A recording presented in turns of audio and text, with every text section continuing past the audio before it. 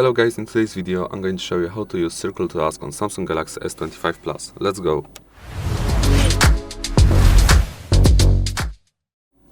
Okay guys, so it's very easy. All you need to do, if you have buttons like this and not gestures, you just need to hold the square button in the center of on the bottom of the screen for like 2 seconds, and then you circle something you are curious about and Google will give you an answer.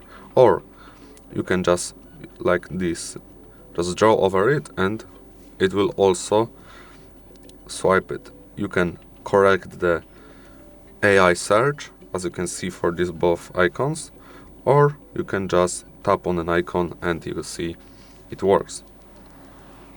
For example, it's not used for like an apps or something, but let's go to like food. Let's look for food. Food. I meant food. As you can see here, for example, you were with your family on a delicious dinner and you are curious, what is this here? Yes?